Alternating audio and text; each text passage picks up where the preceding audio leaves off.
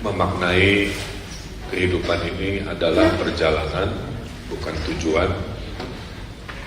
Dunia ini hanya sementara, dunia ini hanya transit, dunia ini hanya tempat kita lalui, di mana tujuan akhirnya tentulah adalah akhirat yang kekal, abadi, tempat kita hidup selamanya suatu hari nanti. Tentulah dalam perjalanan, semua kisah-kisah perjalanan, kita biasanya melakukan dua hal. Meminta petunjuk jalan dalam perjalanan supaya tidak tersesat. Kalau di dunia pakai Google Map, kalau perjalanan hidup dengan keimanan kira-kira.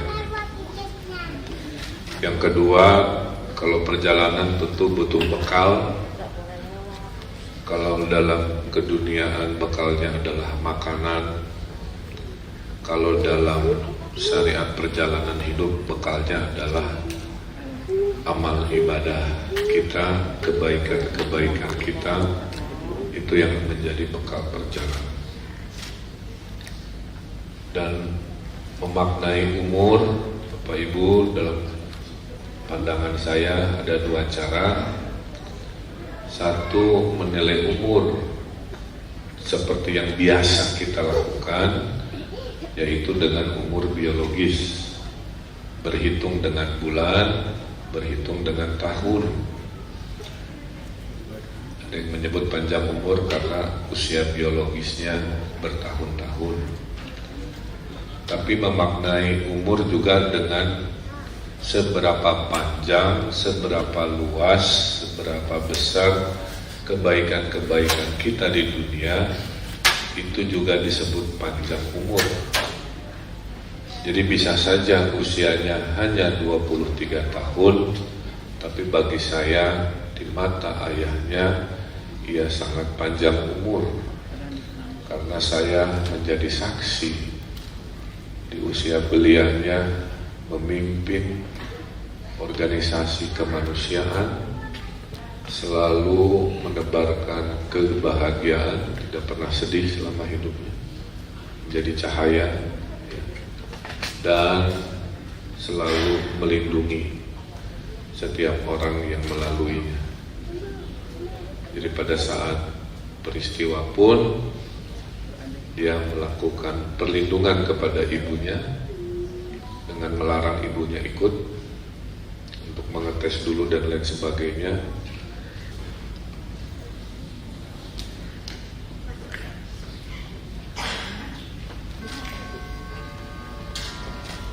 Jadi ya itulah karakter anak kami sampai detik-detiknya pun jiwa menolongnya menyertai akhlak. Itulah kami juga awalnya kaget melihat begitu banyak doa, harapan dimunajatkan baik oleh orang yang dia kenal, justru mayoritas oleh orang-orang yang tidak kenal. Saya tidak berani baca berita bersama keluarga karena sudah fokus mencari. Saya ngintip-ngintip aja gitu ya. Tapi kemanapun saya intip ya beritanya tentang almarhum anak saya yang luar biasa. Akhirnya saya berpikir, mungkinkah doa-doa, pengajian-pengajian sampai dari desa-desa sampai ulama-ulama di Palestina, saya juga kaget mendoakan. Mungkin buah dari bekal tadi yang saya tidak selalu ikut. Mungkin itu buah dari dia malam-malam hujan-hujan bawa bantuan ke duafa-duafa. Mungkin itu buah dari kemuliaan akhlaknya. Mungkin jutaan doa ini juga adalah berkah dari orang-orang yang pernah merasa diselamatkan, dilindunginya ya, dalam keseharian. Kami begini karena kami masih menggunakan logika dunia, bahwa logika dunia mengatakan siapa yang datang duluan ya perginya duluan, siapa yang datangnya belakangan harusnya pulangnya juga belakangan. Tapi rahasia kehidupan tidak matematik. Ini adalah contohnya. Anak saya datang belakangan, tapi berpulangnya terlebih dahulu. Nah, oleh karena itu memang sangat pedih ya, dan sangat sedih jika mendapati orang tua ditinggalkan anak terlebih dahulu. Kalau istri ditinggal suami itu ada istilahnya, disebut janda. Kalau suami ditinggal istri ada istilahnya, disebut duda. Kalau anak ditinggal ayahnya ada istilahnya, namanya yatim. Kalau anak ditinggal ibunya ada istilahnya, namanya piatu.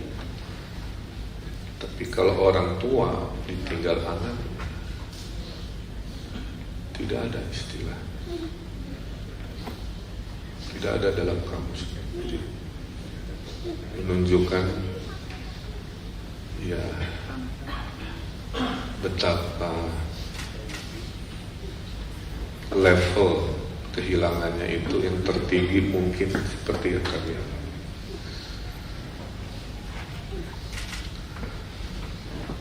Itu hikmah yang sedang kami hadapi.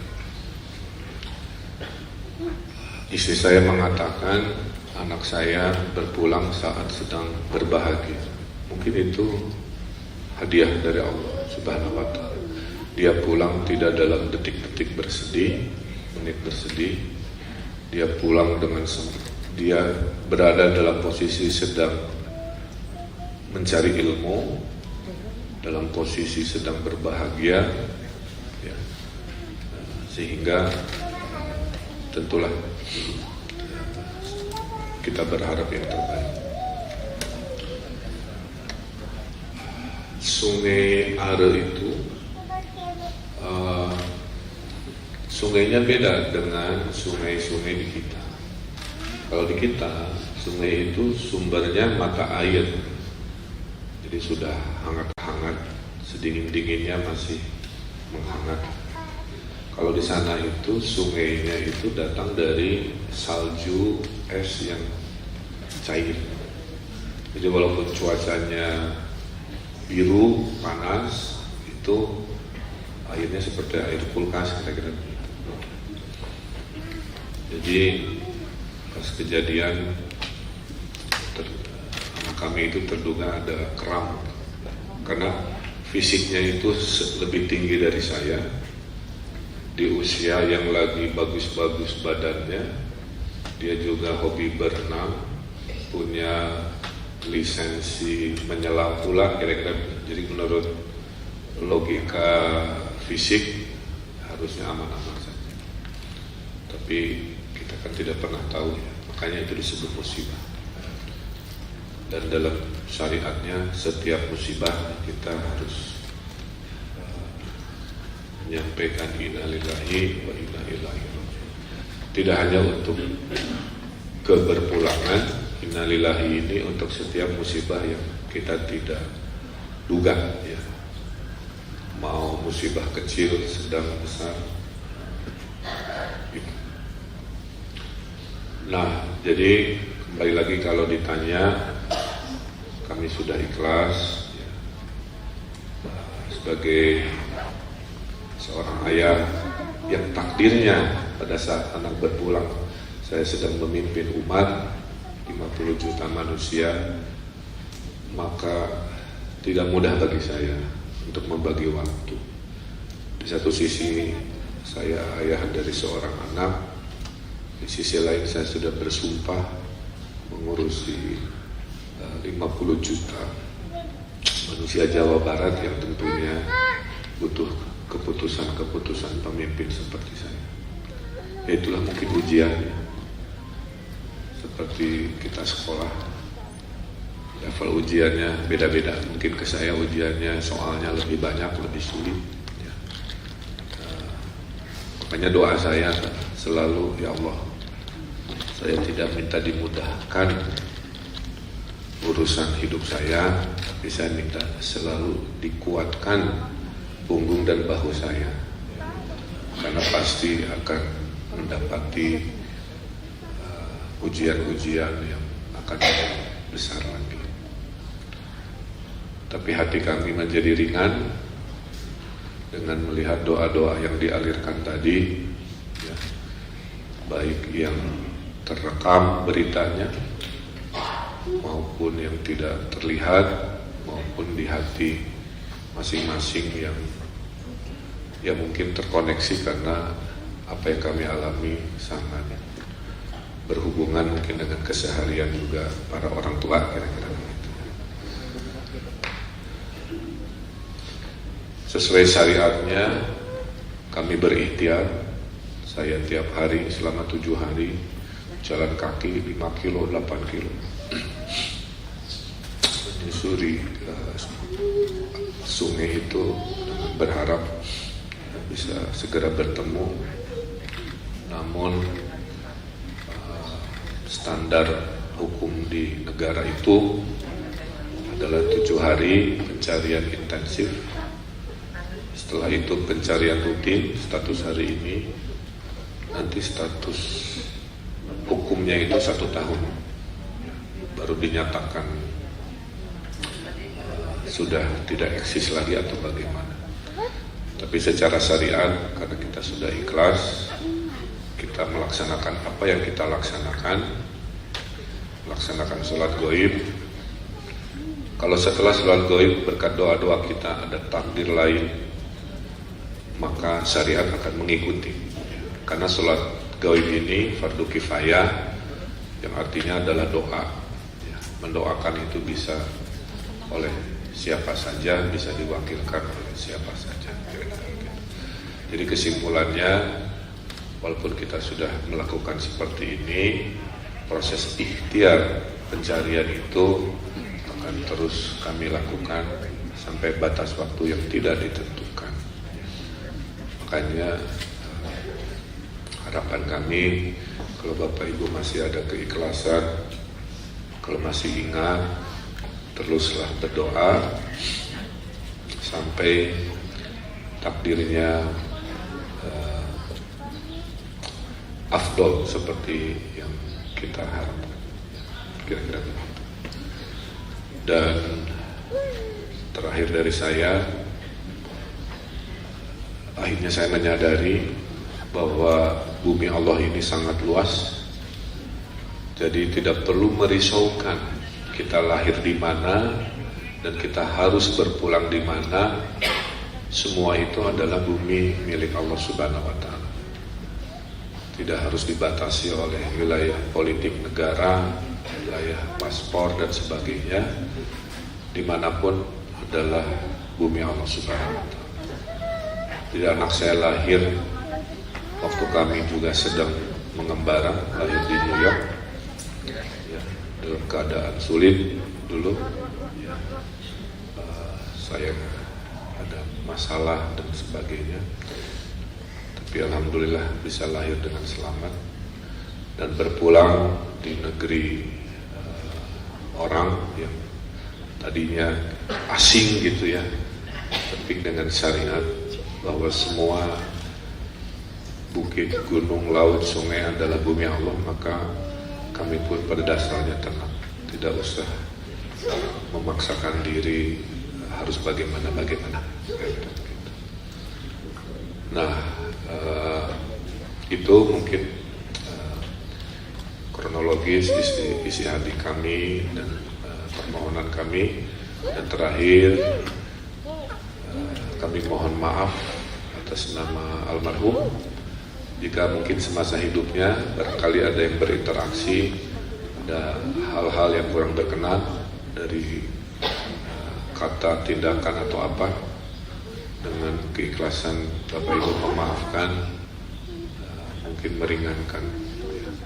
Karena sekarang kami meyakini anak kami sudah berada dalam perlindungan pemiliknya, Allah Subhanahu wa Ta'ala, dengan cara terbaiknya, dengan kesolehan dan akhlaknya, dan doa-doa kita insya Allah menjadi penerang dimanapun ia saat ini sedang berada. Saya kira itu. Sekali lagi jazakallahu khairan katsiran atas segala kehadirannya, dan tentunya atas nama keluarga kami mohon dibimbing doa oleh Ustadz Adi Hidayat yang sudah hadir. Mudah-mudahan doa yang dibimbing oleh Al Ustadz Adi Hidayat bisa meringankan rohnya, jasadnya, dan juga meringankan kami yang sudah ikhlas, seikhlas-ikhlasnya melepas kepergian hamba Allah yang dititipkan kepada kami. Karena pada dasarnya anak kita itu titipan. Pada saat pemiliknya meminta, tentu sebagai tempat penitipan, walaupun berat kita harus ikhlas mengembalikan kepada pemilik. Itu saja yang bisa saya sampaikan. Kurang lebihnya mohon maaf. Allahumma muwaffiq ila aqwamit thoriq.